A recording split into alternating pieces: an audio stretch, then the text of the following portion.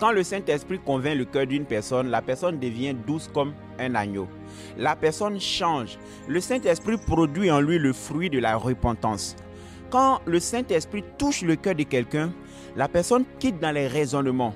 La personne, en fait, accepte l'évangile comme un enfant.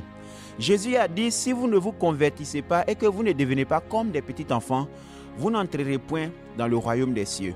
Il y a des personnes qui étaient des satanistes, des sorciers. Quand le Saint-Esprit les a touchés, ils ont abandonné le satanisme pour accepter Jésus-Christ.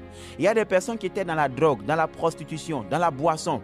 Mais quand le Saint-Esprit les a touchés, les a convaincus, ils ont abandonné cette vie.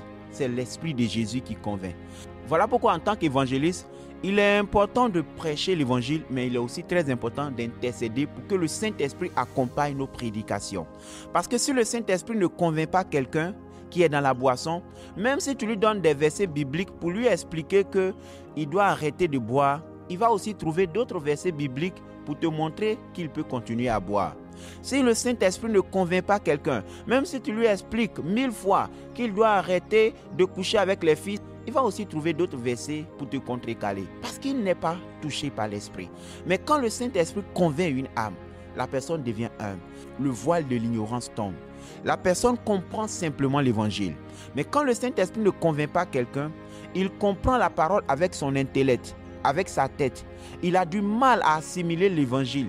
Mais quand le Saint-Esprit touche quelqu'un, il comprend la parole avec son cœur, avec simplicité. Quand l'intellect et la raison reçoivent la parole, ça pousse la personne à raisonner. Mais quand le cœur reçoit la parole, ça pousse la personne à la repentance. Voilà pourquoi il y a des personnes, peu importe 1000 fois tu vas les expliquer des choses, ils vont toujours raisonner. Et il y a des personnes, une seule fois, convaincus par l'Esprit, ils se repentent, ils deviennent douces comme des enfants. C'est pourquoi il est important de prêcher la parole de Dieu et intercéder pour que la parole soit accompagnée de l'Esprit.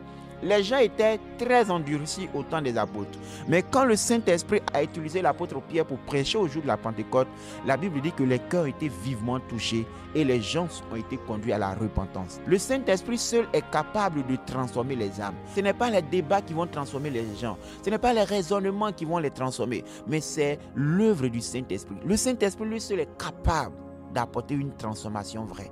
Peut-être ton mari n'est pas converti. Tu as un frère qui raisonne toujours l'évangile. Tu as une sœur. Tu as des personnes que tu connais qui suivent toujours quelque chose de faux et qui raisonnent la parole véritable de Jésus. N'essaie pas de les raisonner. Souvent, prie simplement pour eux. Prie pour que le Seigneur les convainc. Prie pour qu'ils reçoivent la parole avec leur cœur. Et une fois qu'ils sont convaincus, ils vont se repentir. Parce que la conviction du Saint-Esprit produit la repentance. Et la repentance conduit au salut. Que Dieu vous bénisse.